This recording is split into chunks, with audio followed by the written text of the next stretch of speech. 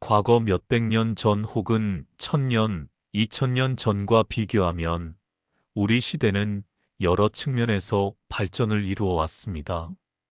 봉건 사회가 유지되던 시절을 떠올려 보면 위로는 왕족이나 양반이 있었고 그 아래로 중인, 평민, 노비로 나뉘어 다수의 백성이 신분과 경제적 제약에 묶여 살았습니다. 그보다 더 오랜 시기로 거슬러 올라가면 고대 그리스의 민주주의도 사실 10% 정도의 시민에게만 주어진 것이며 나머지 90%는 노예였다고 합니다. 즉, 오늘날 우리가 말하는 민주주의와 인권은 역사적으로 소수의 지배층에게만 해당하는 제한적 권리였던 셈입니다. 조선시대만 하더라도 사회 구조가 고착화되어 신분 상승이 어려웠고 하층민은 각종 제도적 구속에서 벗어나기 쉽지 않았습니다.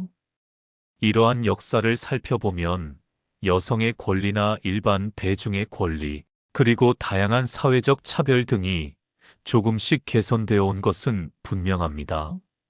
물론 현대 사회 역시 여전히 불평등과 차별, 전쟁 등이 존재합니다만 옛날과 비교하면 개선된 측면이 적지 않다고 볼 수 있습니다.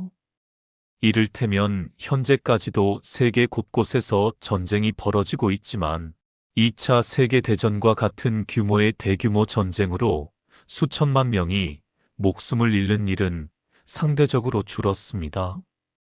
따라서 왜 인간은 이렇게밖에 못 사는가? 라고 한탄할 수도 있지만 인간사는 늘 다툼과 불평등이 이어져 온 역사였으며 아직 완벽히 해소된 시기는 없었습니다. 그럼에도 지금의 시대가 과거 어느 때보다 조금씩 나아졌다는 점 역시 부정하기 어렵습니다. 경제적 부분 역시 마찬가지입니다. 지금도 빈부격차로 인해 문제들이 많지만 인류 문명이 이어진 이래 가장 풍요로운 시대를 살고 있다고 볼 수도 있습니다. 전 세계적으로 인종차별이나 성차별 문제가 완전히 사라진 것은 아니지만 200년 전 노예제에서 벗어났으며 100년 전의 여성차별과 비교하면 눈에 띄게 바뀐 상황입니다. 이를테면 여성에 대한 법적 제도적 불평등이 상당히 줄어든 나라도 있고 경제적 지위나 시민권을 얻을 기회가 넓어진 곳도 있습니다. 이처럼 우리 사회는 과거에 비해 많은 혜택과 권리를 누릴 수 있게 되었으나 사람들은 종종 자신보다 더 부유하고 더 많은 기득권을 누리는 이들만 바라보며 스스로를 한탄하고 분노합니다. 예컨대 재산이 전혀 없는 처지에서는 수십억 원, 수백억 원대 자산가를 보며 위축될 수 있고 설령 어느 정도의 재산을 모은 뒤에도 그보다 더 큰 자산을 가진 이와 비교하여 끊임없이 열등감을 느낄 수 있습니다. 결국 부자는 부자대로 높은 세율이나 상속 규제 등을 두고 불만을 토로하고 가난한 사람은 가난한 대로 가지지 못한 데 대한 불만을 품으면서 서로 상대적 결핍감을 느끼는 것이 인간사라 할 수 있습니다. 이런 상황에서 극심한 좌절감을 느끼는 사람들은 자포자기에 빠지거나 심리적으로 불안정해지기도 합니다. 심할 경우 극단적인 선택이나 묻지마 폭력으로 이어질 수도 있는데 이는 전문적으로 심리 안정을 찾는 치료가 필요하다는 분석도 있습니다. 더불어 세상을 어떻게 바라보고 이해하는지에 대한 관점의 전환도 필요합니다. 지금 내가 누리는 이 시대와 내가 가진 여건, 그리고 다른 지역에서 태어나 하루아침에 굶주릴 걱정을 해야 하는 이들의 삶을 비교해보는 태도가 중요합니다. 물론 그럼에도 불평등한 구조가 계속 존재하기에 이를 개선하고자 노력하는 일이 필요하다는 점은 분명합니다.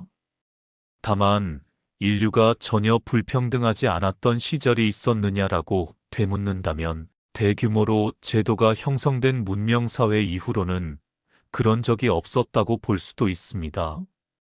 그러므로 지금의 현실이 힘들다고 해서 과거로 돌아가는 것이 능사가 아니며 프랑스나 다른 나라에 비해 지금 이 나라가 결코 뒤처지기만 한 것은 아니라는 점도 살펴볼 필요가 있습니다. 또한 직장 생활에서 오는 좌절감을 무조건 내 탓으로 돌릴 필요도 없지만 현재의 삶에서 누릴 수 있는 여건과 기회를 되짚어 보면 좋겠습니다. 예컨대 지금의 중장년층이 재산을 어느 정도 모았다고 해도 그 이면에는 오랜 시간에 걸친 고된 노동과 노력이 있었습니다. 반면 아직 청년기에 있는 사람은 일한 기간이 짧은 만큼 재산이 적을 수 있으며 거기에 대해 과도한 상대적 박탈감만 느끼다 보면 마음이 지치고 분노가 커질 수 있습니다. 결국 갈등을 해결하기 위한 방법 중 하나는 스스로 할 수 있는 노력을 지속해 가면서도 지금도 살만한 가치가 있다는 긍정적 인식을 함께 지니는 것입니다. 누구라도 고통과 고난을 겪을 수 있으나 이미 벌어진 일을 붙들고 자책하기만 하기보다는 넘어졌을 때 다시 일어서거나 다른 대안을 모색하는 태도가 중요합니다.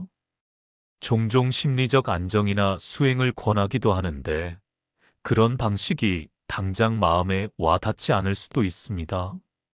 다만 감정이 격해지고 불안정해질수록 삶의 방향이 극단으로 치우치기 쉬우므로 내면의 안정을 도모할 수 있는 다양한 시도를 해보는 것이 미래를 위해서도 필요해 보입니다. 저 역시 수시로 다른 나라의 가난한 지역을 찾아가서 봉사활동을 하며 현재 내가 누리는 환경의 소중함을 되새기곤 합니다. 어딘가에서는 전기나 깨끗한 물조차 부족한 상황에서 살아가는 이들이 많습니다. 그곳에서 서로에게 도움이 되고자 노력하다 보면 내가 현재 당연하게 여겼던 조건들이 사실은 얼마나 소중한 것인지 깨닫게 됩니다. 결국 우리 시대는 여전히 해결해야 할 문제들이 산적해 있지만 과거와 비교하면 여러 측면에서 나아진 면모가 있는 것도 사실입니다. 젊은 시절은 그 자체만으로도 금전으로 환산하기 어려운 큰 가치가 있음을 알았으면 합니다. 스스로의 눈앞에 있는 과제와 불만에 집중하기보다는 장기적인 안목으로 삶을 바라보며 할 수 있는 노력은 해보되 현재 누릴 수 있는 조건과 혜택도 가볍게 여기지 않는 태도가 바람직합니다.